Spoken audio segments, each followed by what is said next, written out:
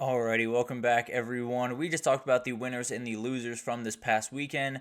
Big time losers were those Florida fans that had to know that that was their coach going forward and then have that performance was very, very tough. I don't think it's going to be quite that bad going forward, but that was definitely a tough Saturday. No two ways about that. But let's get into some different week 11 games that we just hadn't had a chance to get to throughout this week. And I want to start with this UCLA team. They deserve so much respect. It's one of those teams that obviously it was very easy to write them off, and I don't blame you if you have not been watching UCLA over the last couple of weeks. But you look back at their losses early on in this season. Indiana, LSU, Oregon, Penn State, and Minnesota. Minnesota's the only one you could convince me is an outright bad loss. They lost by 4 points. They played pretty good football. They just came up a little bit short in that game. This is a good team. It's a team that Deshaun Foster took over, one of the probably the least talented team in the entire conference, barring maybe Northwestern and a couple other teams out there. But the reality was, this was not a team that was supposed to win 3 games in this conference this year. This was not a team that was even supposed to win 2. If they won 1, that was going to be a huge win and they were going to move on forward.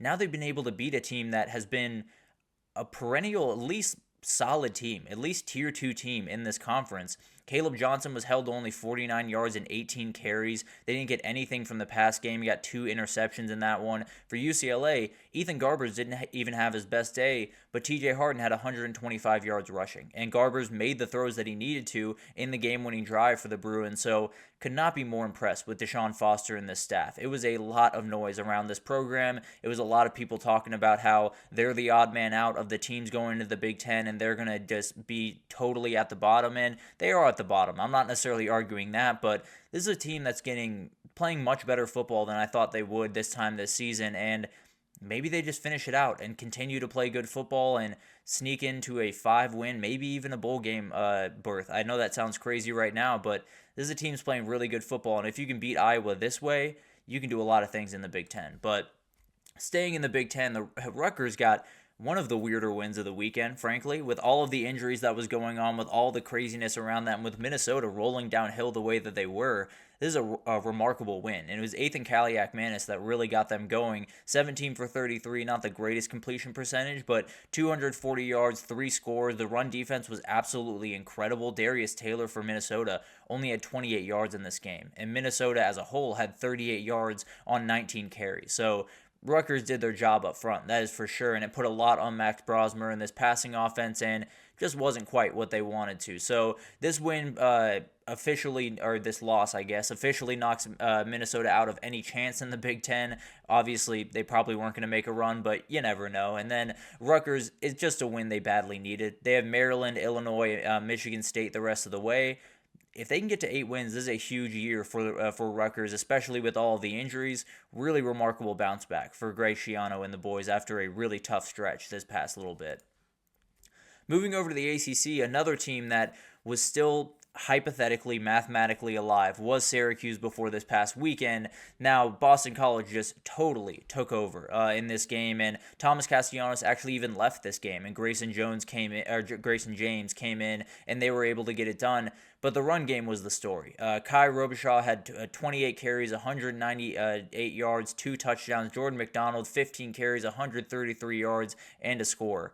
They were incredible. They totally controlled the line of scrimmage. They totally controlled this game and were able to do just enough late to win this one. And Boston College did a great job just responding. Every time that Syracuse got a score, every time they got it a little bit close, Boston College was up 9 after a crazy safety that they got, but Syracuse responded with a touchdown to go down 2. Boston College came right back down with a touchdown. So it was one of those things where Syracuse felt like they were kind of chasing the carrot that it just kept running away from them. It was really incredible to watch, and Boston College continues to just be the team that is really tough to beat. They're just really tough to put down. Whether or not you beat them or not is up for debate, but they're a team that can beat you in a number of different ways, and they're just really, really tough. You're never going to get them to quit, that's for sure. But moving on to the Big 12, a team that has stayed alive somehow in the Big 12 is West Virginia after this win this weekend, and Neil Brown needed this win very, very badly. The finish to this season was probably going to decide his future at Morgantown, and it's off to a very, very good start, but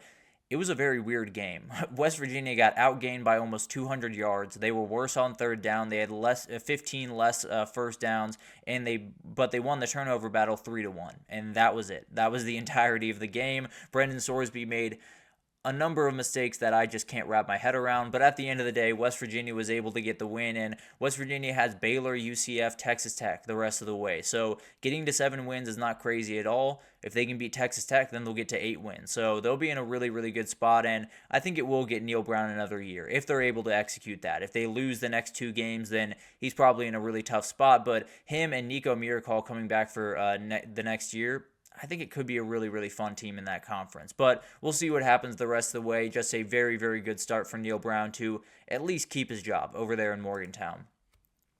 Then you got Oklahoma State TCU.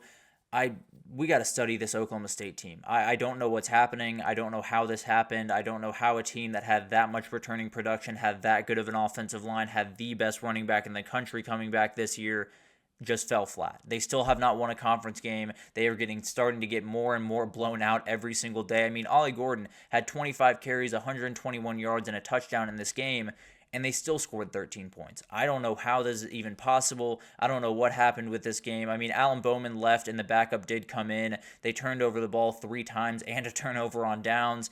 This team just does an incredible job of shooting themselves in the foot. They do an incredible job of handing games to other teams, and they've done it a number of times this year. They probably should be at least a 3-win team, at least a 4-win team in that conference, because you look at a couple of the games they lost, they had no business losing them. But at the end of the day, this is where they are, and a huge win for TCU to get them to a bowl game. Arizona and Cincinnati still left on the schedule. If they get to 8-4, that's a pretty solid bounce back after a really disappointing 2023. If you can keep Zach Besh there, if you can keep that offense rolling with Josh Hoover, could be a really fun team going into 2025 in the Big 12. But Oklahoma State, cannot remotely say the same thing about. I'm not remotely sure what they're going to look like in 2025, to be totally honest. But moving down to the group of 5, we got to talk about Western Kentucky, because they just keep winning football games. They keep staying in this third tier race, I suppose, in the CFP college football race. They need a ton of things to happen for them, but at the end of the day, Caden Veldkamp made a number of not so great decisions in this game, and they were still able to get it done. They did have a tough time slowing down that New Mexico State running attack. 55 carries, 331 yards, and 3 touchdowns for them. So could be something that comes back to bite them, especially against a team like Liberty that's so dangerous on the ground. Definitely something to watch for, and one loss could totally change their season. But right now, they are the best team in the Conference USA as far as I'm concerned, and they're in a really good position because, honestly, if one play goes differently in that Boston College game, they lost by 1 point, they could very well be in the conversation for a CFP bid. But they got blown out by Alabama. They lost a close one to Boston College, and that's probably going to be about it. I love this Hilltoppers team, and frankly, I think they're a lot better than some people are giving them credit for. But another team that kept some hopes alive in the sort of CFP race. Much more things would have to happen for UNLV, but at the end of the day, they were able to survive here and stay in the Mountain West title race. They're going to need another loss from Colorado State the rest of the way, and that's a team that's playing really good football right now. But in this game, 290 yards on the ground with Haj Malik Williams leading the way with 122 himself. Jaden Thomas had 109. The run game is really where this team is special, and then the pass game, when you have Ricky White, things tend to go really nicely in this offense. It's really, really fun to watch, and this is one that you very badly needed to escape. No doubt about that. You have San Diego State, San Jose State, and Nevada coming up. 3 relatively tough teams. Nevada should be a little bit easier, but they gave Boise State a run for their money a couple of days ago, so definitely something to watch. And then you got to just hope that Colorado State drops one. If that happens, then you are in the Mountain West Championship with a chance to avenge that one loss to Boise State earlier in the season. And then finally, we got one tonight that I wanted to break down for you guys because it is a huge one in the MAC for the future of this conference, at least this year. Western Michigan dropped last week. They fell down to that craziness that is 4-1 in that conference right now. Bowling Green has kind of asserted themselves as the best team in the conference. At least when I watch them, I tend to believe they are the best team in the conference, and they still have Miami of Ohio waiting. So they very much need this win. They very much need to stay above the fray in that conference and give themselves a really good shot at the MAC. But I think it is safe to say that the winner of this game is likely in the MAC championship. These are two teams that I would not expect to lose the rest of the way, and I do think they are very, very good, and I think it's fairly likely that the winner of this one gets in. Maybe we even get a rematch. Who knows? But I do think the winner of this game will be in that championship game, and then we'll just have to figure out the craziness around Miami of Ohio and a million other teams in that conference. But the talent on the field is going to be really fun to watch as well. You have one of the best tight ends in the country in Harold Fannin. You have Terrion Stewart running the ball for Bowling Green. You have Jaden Nixon and Jalen Buckley running the ball for Western Michigan. It's going to be a really fun game that could just outright decide the MAC the rest of the way. I'm going to take Bowling Green. I think the talent on that team, Connor Bazelak is really running the offense very efficiently. I'm going to go with Bowling Green in this one, but this is going to be a huge one and very well could just be deciding half at least of the MAC championship going forward. So going to be an incredible week coming up here, and we'll get it started tonight with some MACtion, and then we'll continue on to, well, seems to be a little bit of a low-key week, but as we all know, it's a little bit of a dangerous week whenever that happens. But let's take our third break here, and when we come back, we got to talk about Week 11 superlatives. Some big-time wins out there, some individual performances that we got to talk about, and we'll break it down right after this.